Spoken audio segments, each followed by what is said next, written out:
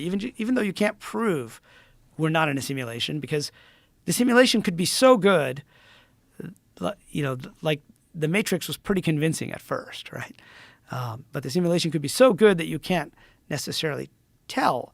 But at the same time, you can design experiments which might indicate to you that there's something going on like this video game rendering idea. And there are folks out there, trying to run experiments to try to show that this is really what's happening with quantum mechanics, is that like a video game, this whole world is being rendered for us. Information being rendered just like a video game. And the effect that consciousness has on this world. So consciousness is the thing that we're using to measure, or the thing that we're using to interact with whatever possibilities exist. Right. And so that in the RPG version, right, this is why I like to make the distinction between the RPG version and the NPC version. So in the RPG version, we are plugged in, right, like Neo in the back of the head, or with a virtual reality headset, or some technology yet to be developed, right? And so when you play a video game, right, it's not enough that the pixels are there. I mean, you basically are watching that game, right, as the player. And when you're not watching, what happens? You just turn it off, right? You turn off your computer. What happens? Well, there's still the information going on the server. Maybe other people are playing, right? But it doesn't need to render it at that point. It's just the server can keep track of where everything is. It's what we did when we created video games. We would, send down information. And in fact, you can then turn around and do something very interesting. Like if you're a level 30 player, right, and I'm a level 2 player, our avatars could be standing right next to each other. One could see the dragon, and one might not be able to see the dragon because maybe we don't have that ability in the game. We're not at a high enough level. But the server logic is deciding that. So consciousness then becomes the player in that model of simulation theory, and it renders the world for us. And it turns out that is very similar to what the world's religions have been telling us, right?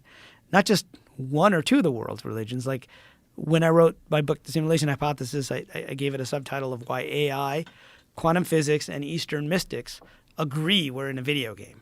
And I was thinking primarily of the Eastern mystics, like, in the Hindu and Buddhist traditions and the yogis. And they talk about the term Maya. Most people have probably heard that term, and karma and all these different terms. But Maya means illusion, right? That's how it gets translated. It's like an ancient Sanskrit word. And so these mystics are telling us that the world isn't really real. It's a kind of illusion.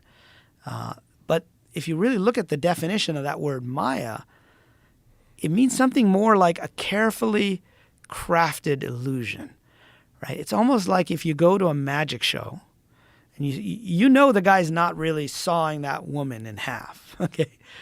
But you kind of agree to suspend your disbelief because that's what makes the whole thing fun, right? Watching a magic show or watching special effects, Blade Runner 2049, the car's not really flying. Those are just CGI, right? But we agree to that to a certain extent as we go into that world and we become immersed in that world. And so what, the mystics in the Eastern traditions have been telling us is that we agree to basically go into this illusory world in order to have these experiences, right? Sometimes people say, well, what's the purpose of the simulation? And I say, well, why do you play video games? And why do you play video games? Fun. Fun is one. Two is to try to have experiences that you probably can't have outside of the game. Like even Grand Theft Auto, right? You're not going to go out there and do all that crazy stuff in the real world. Well, some people might, but most people wouldn't. And you're not going to, I can't fly on a dragon and kill orcs as much as I might want Especially with no real world consequences. Right. With no real world. Exactly. So that's one of the reasons why, but there are consequences within the game, right? And for the characters in the game, right? For the NPCs that you're killing, right? Those are all real consequences within the game. But when you look at it from outside the game, and so like the Eastern mystics have been telling us this, and turns out in the Judeo-Christian Islamic traditions, right, the Abrahamic religions, they've also been telling us this. that the world is Maya, and they use metaphors back then. Right? So, all these religions came about a couple thousand years ago, and so they had to use metaphors that were understood by the people back then, right? And so they used whatever the metaphor of the dream was a key metaphor, that the world is like a dream, or that the soul puts on the body like a set of clothes, and that when you die, you take off these clothes, and then you're back to the soul, whatever that happens to be. They don't really define what that is. In fact, they use the exact same metaphor, like in the Bhagavad Gita. They use this clothing metaphor, and then Rumi, who's become popular in the West and was an Islamic Sufi, a poet, but also a mystic. He used the exact same phrase, right? He said, "You put on the body, you put like a series of clothes," and so they use that metaphor to try to describe something, which is the second part of the idea of the simulation hypothesis. The first idea was the world is information that gets rendered, and the second part is the world is some kind of a hoax that we are a part of for whatever reason. And so in the traditions, over time, they've tried to update these metaphors. And they've tried to use new technology to describe the metaphors, because that's how we can, as modern people, we can understand it.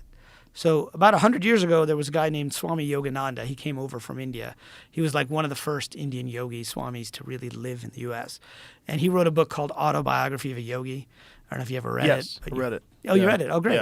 Yeah, in the 60s, it was like the book, one of those books that everybody passed around. Yeah. And Steve Jobs, it was his favorite book. At his funeral, he gave everybody, or his memorial service, he gave everybody a little brown box. They went home and opened the box, and they found a copy of Autobiography of a Yogi in there. But so Yogananda came over about 100 years ago, and he tried to update this old metaphor. And what was new technology back in the 1920s? It was movies, movie projectors. He said, the world is like a movie projector, right? You're playing these parts. The actors are playing the parts on the screen, and things are happening to them. But really, the actors aren't necessarily dying. It's the characters that are suffering, within the game, within the movie itself. And so he used that metaphor as a way to try to explain this ancient religious idea that's at the core of every single religion, which is that the world as we see it is not really real, and there's a real world beyond this world.